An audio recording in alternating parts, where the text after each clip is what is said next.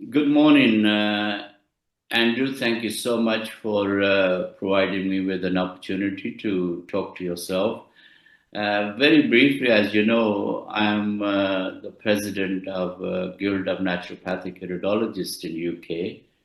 Uh, I'm very honored and privileged that this is my third term as a president of the Guild. And obviously, iridology is one of my passion. I actually came to iridology in 1978, believe it or not, through while I was studying Western herbal medicine in a place called Winchester. Wow, I know it well. Yeah. And as you know, Andrew, I specialize in what some people call Unani medicine, but really my specialty is what we call prophetic medicine, which is the heritage of the Islamic civilization from the time of the Prophet ﷺ. And I also run a practice in Leicester for the last 45 years. And really, your work, I know that you have many talents and you're a published author.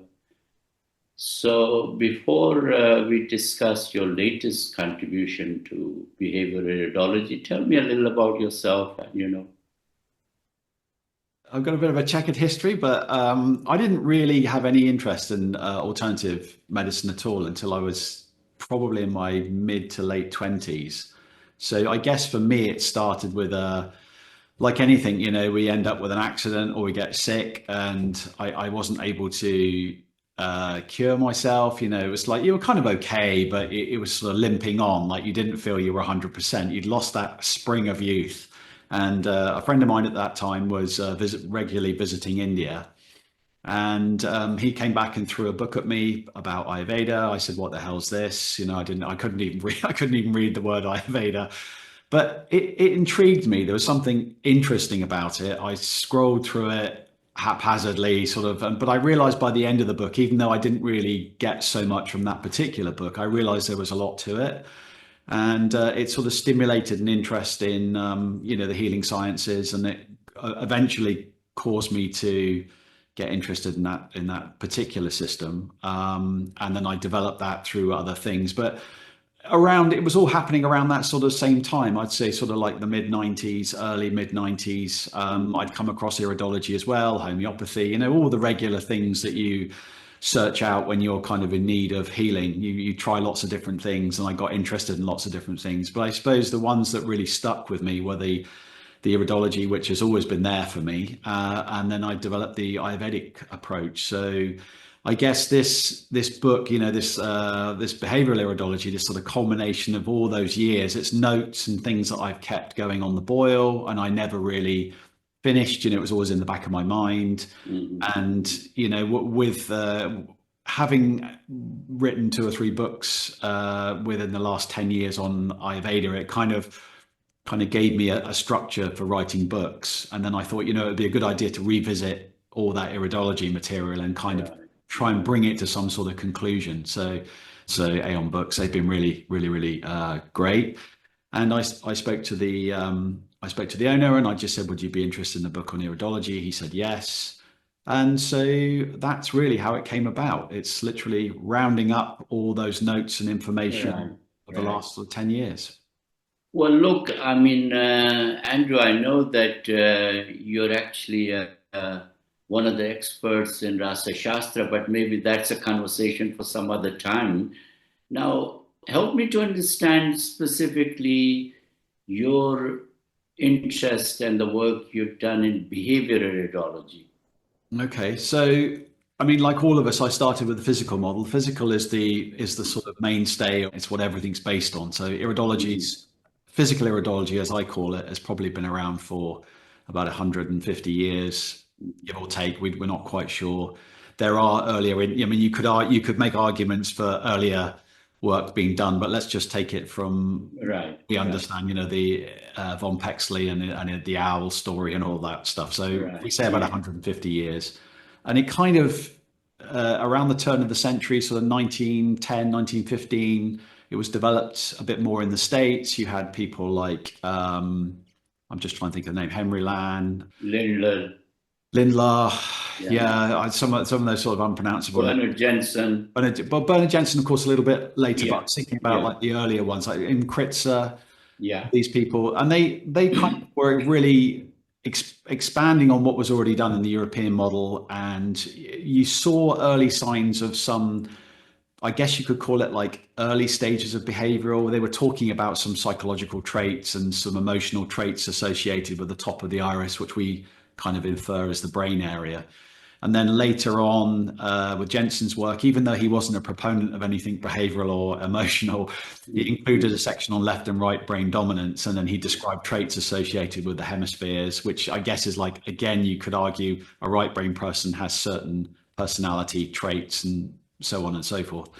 And then later in the 70s, probably mid 70s, Denny Johnson developed RAID, which were really came outside of the box, which is not really, well, he said it wasn't based on iridology, although I have a sneaky suspicion he probably read a few iridology books. And that was a kind of an early development where they were, rather than the sort of the three colors that we use in physical, you know, like the blue, the mixed, and the brown to give us a constitutional model, he began working on four types of personality based on structure in their eye. So right, right, yeah, and then around the early 2000s, that then kind of bifurcated into behavioral. So you could say behavioral iridology is a sort of an offshoot of RAID. You know, there are things that are unique to it. You know, both systems have their own approach, but you could say the genesis was coming back to RAID, and before that, maybe some work that was done by the early iridology right, right. masters. So, look, far as your book is concerned, I mean, I personally think it's a phenomenal contribution to this model, if I can call it that. The only other book I'm aware of is your colleague Jim, and that was in 2006. And really, your contribution, I think, is very significant for people who are interested in iridology, but particularly this model. Hmm. So, help me to understand what do you think is the kind of unique contribution of this school of thought in iridology? Hmm. What is it so unique that an ordinary person or a student of iridology or a practitioner can really benefit from this contribution? Hmm. Yeah, I mean, I guess the most useful thing about this work, I think, is AI. It's very systematized. So this time, it's unlike the RAID work, which is, of course, you know, it's great work, but it's. Yeah. I don't want to use the word chaotic, but it has a kind of a. It has a life of its own, and it's not the easiest thing to learn. And I'd like to think with the behavioral model, we've kind of made things much clearer for people. There's a distinct course that you can follow, so you can apply two different approaches to the eye. You can either do a very sort of systematic step by step, or there is a freestyle version of it as well. But the systematic step is good for students that come to this for the first time. So the first thing what we're doing is we're looking at the iris as a whole.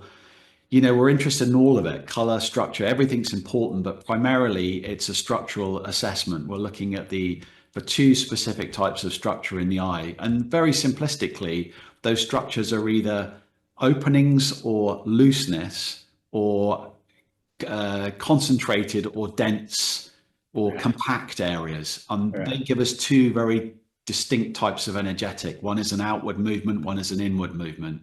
So once we've established which everybody will be one of two types in this constitutional model, and once we've established whether they're one of those loose, moving outwards, you know, or dense, kind of moving inwards types, then we've got like a firm base that we can build on, and then from there we can add in other factors like social. You know, there's four social types that we use. We've got iris rings, different types of expression ring, or the ANW. I always get that name, like collarette or ANW is the old right. for it, but however, whatever terminology suits you.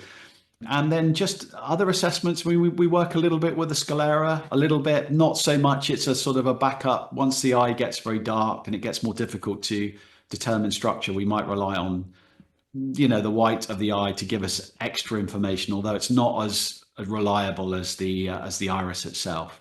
Mhm. And then we can make some assessments based on color.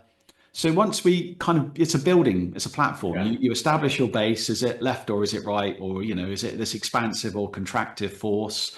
And then from there, we can add on a secondaries or what we call modifiers, and it builds up a profile. And finally, the very last thing we do is look at areas of the eye relating to specific, it can be specific organs, which is going back to the physical model, or it can just be, specific energetics associated. So some areas might be connected with how we express ourselves. Right. Some areas might be how we feel emotionally, attachments to things. Some areas can be our impatience. Some areas can be our mastery of, these are all like important areas. And if they've been highlighted in the eye, it's showing that there's some force that's pulling more energy towards that area of the eye and activating that force more in your life. So it becomes more of a focal point for you.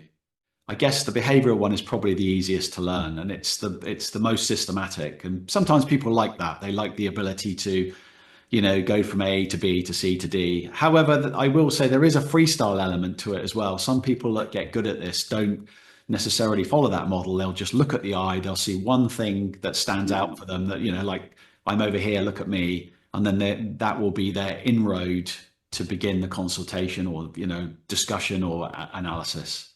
Okay, that's very interesting. So, look, I mean, given that it's kind of distinct model in itself in iridology, how do we reconcile the classical iridology, what you call physical iridology, Mm. and behavioral iridology?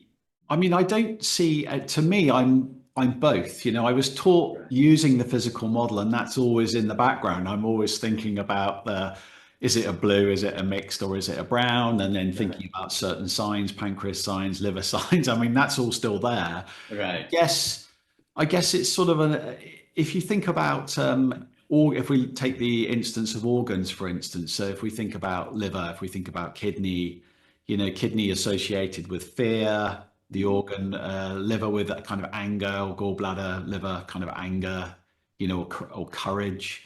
And then the lung is like with grief and sadness. There's already in many of the models. I mean, I should say, me and you both have some background in these. Like for me, it's the doshas. For you, it's the humoral Mhm. types. We Mhm. already have associations with blood, liver, but with these various. Well, we would say dosha in the body. You'll say different types of fluids, so the melancholic or the sanguine Yeah. and all this. So we already have that model. So for me, it makes total sense that the iris can show both. It doesn't necessarily just have to be a physical association. There will be emotions and things associated with those organs. Or how does the eye feel? Some eyes just really look like they're exploding and full of life, and they're really reaching out and they're kind of like desperate to connect. Others are much more introverted and pulling in and kind of Mhm. analyzing and analytical and slow, but checking and that kind of quality. All these, I guess that's that sort of what do you call it? Like a doctrine of signatures, isn't it? Where something Mhm. looks like something, it probably has some element of that in it. So, So, what has been the kind of reaction or the reception of your work so far in UK and maybe in other countries? Do you want to share any of that? I guess you could argue that a sort of behavioral of one sort or another. So, like I said, you had the very early psychological emotional associations with the brain area, which probably go back, that's almost like 100 years old. Mm. 70s, and you had kind of Denny's work came in with the RAID, 1980s, like Dorothy Hall was talking about emotional types. Obviously, Jim with his Mm. work earlier, Mm. behavioral iridology. So it's been out there for maybe like 40 plus years. So I think people already, those that study iridology would probably be aware of these things. And it's either appealed to them and they've studied it more, or maybe Mm. it wasn't for them and they've kind of pushed it to one side. So I don't necessarily get anybody come to me and say, "Oh, that's just all. I don't believe that." How can you Right, see right, emotions when I'm using the physical? It's almost like I think it's been out there long enough that people know it's there and it's no longer kind of challenged so much. It's just, you're right. I mean, it's the new kid on the block, but I think right. right. students like it because it's almost like we really like to hear about ourselves, don't we? So of course we want to know Indeed. about the physical stuff, but it's the emotional character is interesting as well. So I find Yeah, that yeah. most modern students have got an interest in both. I think that's a very interesting point, Andrew. This that it's fascinating how much people today are interested about self-exploration and wanting to know their own self. You're probably familiar with one of my books, which is The Golden Key to Discovering Yourself, which is really a whole book on the concept of individuality and temperament. And in it, I actually cover a little bit of the classical Greek and then the Islamic tradition in that, how Islam sees, and Islamic medicine in particular sees the idea of individuality, the uniqueness, but also its relationship to what we eat and drink, this energetic idea of both individual and our surrounding and how we can keep healthy. And it's fascinating how much people are interested in knowing their own selves. And your use of the word behavior, again, it's an interesting juxtaposition that on one hand, people want to know their behavior, but also they're fascinated about knowing their inner dimensions as well. So why do you think people are so fascinated today about knowing their self from your experience and understanding? That's a difficult one. I suppose everyone's looking for something, aren't they? We're all looking for confirmation. I come across a lot of people that don't feel confident about what they're doing. They're looking for somebody to sort of pat them on the shoulder and say you're doing a good job. It's almost Right, like they want right, that inner confirmation to know that they're going in the right direction. Am I doing, is this right for me? Should I be doing right, this? And we're in an age where there's lots of questions. People have got lots of questions these days. right. We're kind of You, living in a world where things may not be where they seem, and with the advent of social media, people are kind of, I'd say, talking about things more, but not necessarily. There's never been so much connection, and yet people have never been so isolated. indeed, it's Yeah. that's fascinating, isn't it? I mean, in a way, do you think it's maybe some symptoms of our culture and our societies um, really going through profound change and uncertainty? Yeah, there's and also being isolated or cut off from traditions as well. That's a big Right, part of it. right, I think right. we're being moving into a new era where there's lots of possibilities, but it means leaving something behind. And sometimes, maybe people don't want to leave stuff behind. They need to feel. I mean, as a species, we are very grounded. We're very earth connected. We have a culture. We like our traditions. And this is why I think things like these systems of medicine, these classical systems of medicine, like the Unani-Tibb and the Ayurveda and the Chinese medicine, they have that cultural heritage as well. It's not just a sort of system of giving medicine. There's a whole Right, philosophy right. that goes along with it as well, and people kind of like that. And Yeah, I think yeah. maybe the behavioral is a bit like that as well, because we talk about the connection to ancestors, the unconscious, what's guiding us, those forces that are having an influence on us, even if we don't think they are. So whether you look at it in terms of like just in plain genetics, your ancestral tendencies, we're sitting here today, but I am a successful uh, endpoint of those that have gone before me. You are a successful endpoint of those that have gone before you. And of course, we pass that on to our children as well. But we Yeah. didn't get here because we were unsuccessful. So certain traits were carried forward that worked.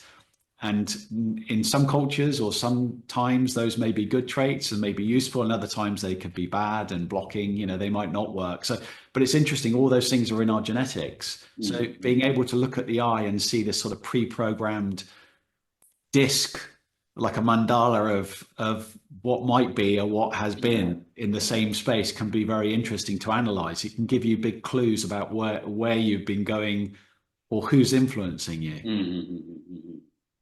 Interesting. When I was introduced to iridology, and then really in those days, I bought a very expensive camera and went and spent some time specifically in Pakistan with a friend of mine who was a modern school medicine doctor. And one of the shock I had was that most of the irises there were uh, very different from my introduction in UK to Mm, mostly blue irises.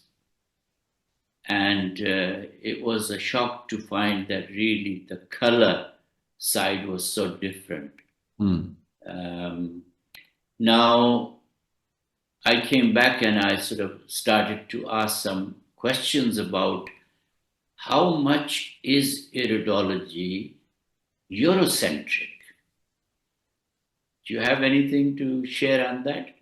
I guess the early work was done in kind of pioneered in Europe, Northern Europe and America. So of course it's natural that most of those people that doing it were probably blue or had lighter color eyes, green, blue colored eyes. So with the absence of pigment, it's much easier to see stuff. So in terms of structure, it's easy for us as iridologists to look into a less pigmented eye and see more structure.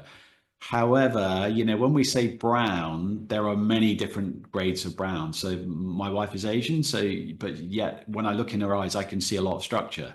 They're brown, but I can see lots of detail. Sometimes you can get some, particularly like the Afro-Caribbean eyes can be very, very dense and they can be quite challenging. But obviously we've got digital photography now, so we can penetrate that to a certain degree.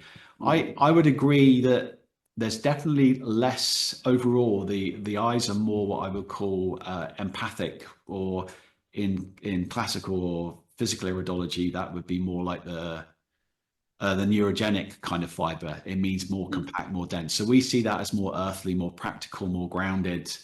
There's like it's a very sort of stable, strong constitutional eye structure, and that's certainly the case more in the brown irises. There's less. However, when I've really started looking at good photography now and lightening the eye and doing a lot of work in some of these photo manipulation programs, I can actually pull quite a lot of detail out of a brown eye. So a friend of mine, he's Indian, and I photographed his eyes the other day, and he was kind of an emotional type. They were all there, all those loose fibers, loose lacunas. It was all there. It just took more getting to, or they were closer to the eye. They were less out in the periphery. It's almost like they were more around the pupil area. You could see that detail there. I'm not talking on the inside of the collarette. I mean on the outside, but they were closer to the collarette rather than being right out.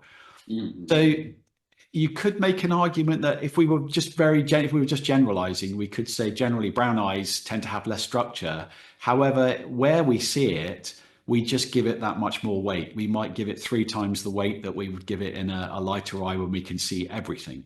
So that for us behaviorally, that becomes a really big thing for them. So you could say maybe less lessons, but the ones that they have are more important or more focused, or they need to concentrate on more. Yeah, I mean that's very interesting because in a way, like you mentioned earlier, that what I call the wisdom-based societies and tradition uh, have kept their heritage very much alive.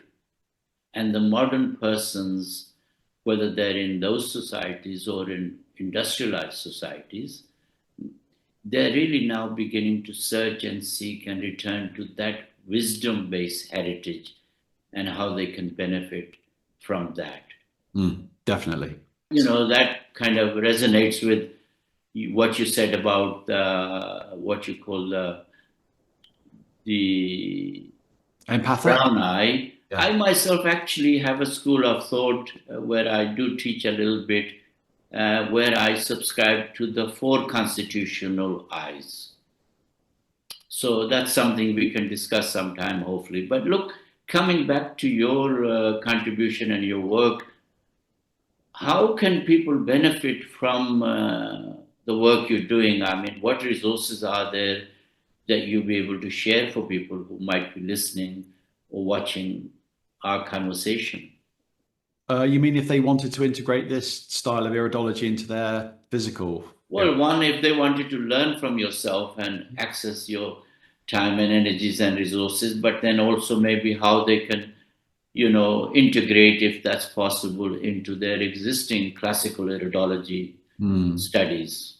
Definitely. I mean, the two are completely. We're looking at the same thing. It's the same iris we're looking at. It's just you're giving another interpretive layer. Some people don't feel confident about really going into the emotional stuff too soon. They prefer the physical grounding, and then they might throw an extra thing in. They might see something and say, "Well, that area also applies to this. How does that suit you?" And where I've known people do that, they've always said it's been very positive. In fact, my friend of mine who is a physical iridologist, she said on the rare occasion, and she said, I don't like to do it too much because obviously I've got a time constraint Mm, on the amount of time I can spend with the patient. And if I start opening that can of worms, but she said on the occasion that I have brought it up, it's been very positive. And then when the person's come back, they wanted to hear more about that. They've been more energized about. So, we can look at it two ways, can't we? We can do things physically for ourselves, but mm, if we struggle to do things physically, perhaps we might be more open to doing it with suggestion or like counseling, and that mm, ultimately might impact the physical. So you can use it, I would say, interchangeably. You don't have to be one or the other. I think it's good right, to know right. both because it just gives you that added dimension. Obviously, there's the book, which is kind of like 20 years of work now, kind of I've culminated into this. I'm very happy with it. I think it's come up very good. I've got everything I wanted to put in there. It's a good grounding in the system. It gives you everything that you would need to start off. I've even given Right. you in the appendix, there's a small section where I've looked at just 5 different colors of eye and said, this is how I would have, and uniquely, I've used color there. I don't normally do that, but I thought, well, if you're coming from physical to behavioral, maybe the color's a model that you feel more drawn Right. to. So I did it that way, and that worked quite well. And then I've got a series of 3 courses, so people can do these. They're much more detailed.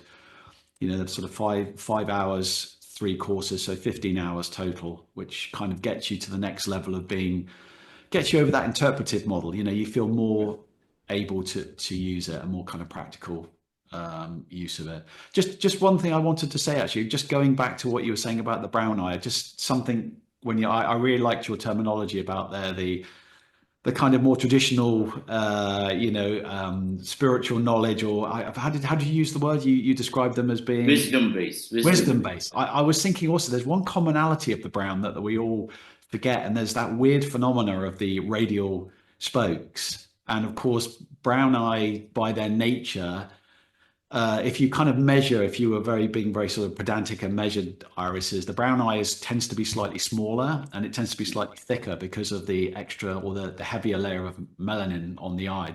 So it's slightly thicker. So when the eye's performing its gymnastics, contracting and expanding, there's a greater tendency for these radial furrows to form. And energetically in the behavioral model, we see the pupillary area inside the expression ring or collarette Right. to be the very sort of ancestral area. Those lines pierce and come from that center and move out across the Mm, eye. So it's almost like that's that tracked quality, being able to stay on focus and not deviate from the path, that those radial furrows allow sort of energy to flow out and across all 3 zones of the iris uninterrupted. It's almost like they're in a gully or a valley and they're mm, mm, fed mm. out in these radial spokes. So that's probably another reason why they're able, to sort of like plot these or stay very traditional or stay true to the course. That's fascinating. I mean, it's unbelievable how much information or insights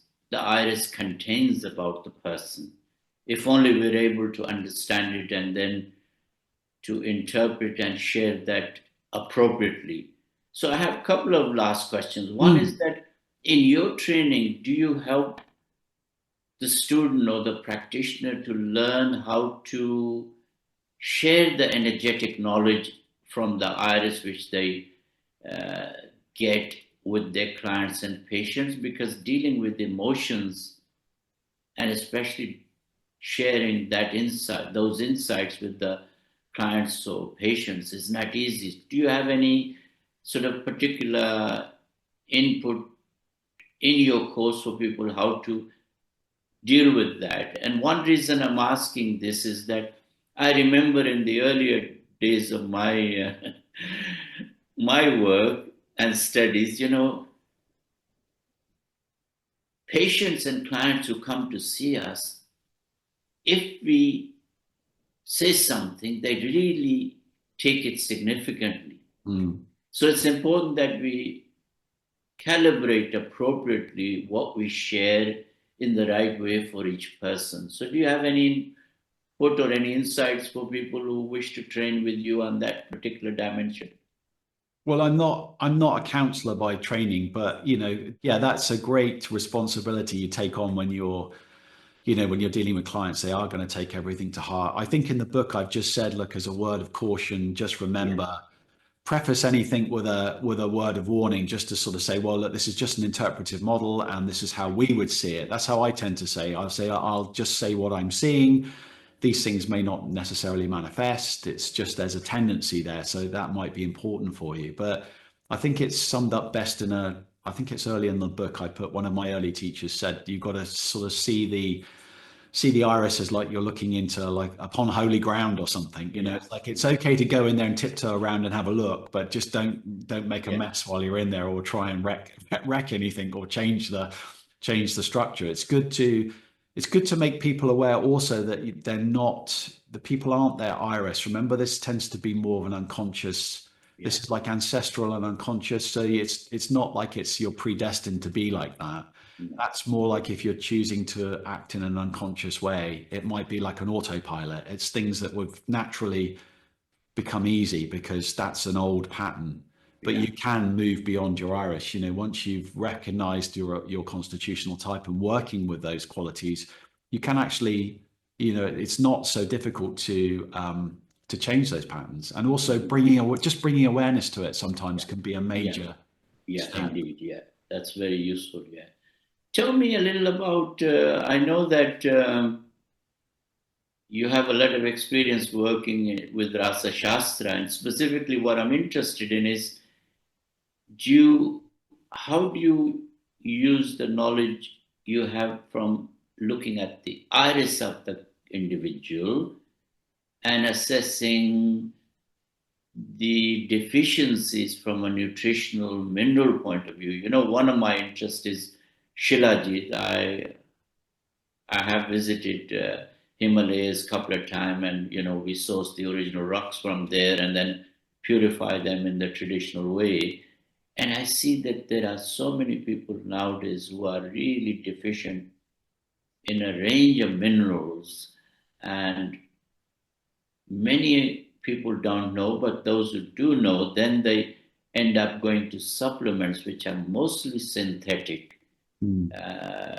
and it then further toxifies them rather than gives them the necessary nutrients. So, do you have anything to share in this respect? Well, it's a massive. So I mean, so we should just say Rasa Shastra it is its own science, but it's sort of fallen under the Ayurvedic umbrella. Sometime around the 10th century, this alchemical Indian alchemy sort of fell in step with the Ayurvedic tradition and has been integrated into it. So really now, if you learn Rasa Shastra, you learn it as part of the Ayurvedic tradition. I mean, just for a moment, please remember that. But you know that the Islamic Muslim tradition, the Tibb tradition, what we call the classical Tibb tradition, which has been named after the colonization as Unani medicine. Hmm, Originally, it was not Unani medicine. It was obviously Muslims came on the scene like other people and they borrowed from other societies, hmm, including Greece. But classically, it was known as Tib, hmm. medicine, natural medicine. And then one of the speciality in the Muslim societies is what we refer to as the prophetic medicine. Now, fascinating that the alchemical dimension is also found in the classical Tib, uh, and it's called Kimia, which originally is identified with the ancient Egyptians from whom the Greeks took some of this knowledge, Hmm. and obviously the Indians and the Chinese societies. But very few people in, as I understand, in Ayurveda or Tibb really work with this speciality now. Mm. You're one of the few people really who is kind of working with this. What do you think is the reason for that? And yet, on the other hand, we find that so many people are deficient specifically in minerals today. It takes time to learn. It's very dependent on the quality of the actual material you're using.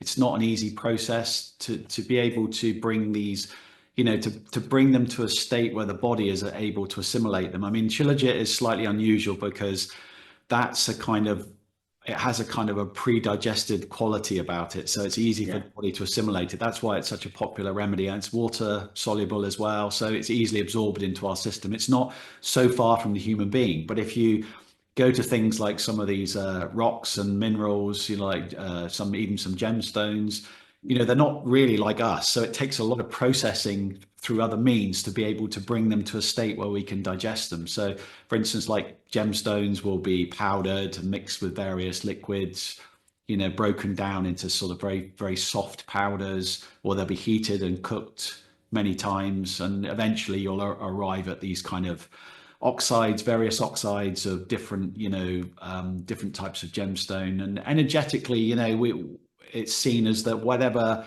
force that they had, they're very old elements. They've been around for a long time, so they have lots of sort of life force in them, and it's being compressed and purified. And so what remains, although it's very light and very small, it has lots and lots of power. So I think they're amazing. I mean, I saw some amazing work being done with them. I find it a fascinating science. The trouble is, I guess we all have too many things in our minds where we think of the word alchemy. It's such an overused word these days. Everything's alchemical. I mean, shampoo's alchemical these days. So it's a kind of word that's lost its power. But Yes. it is an amazing science, and it is amazing how many of these, even like the Unani formulas. There's so many of these, or Tibb. There's so many of these alchemical for base materials that do find their way into these strong sort of powerful elixirs.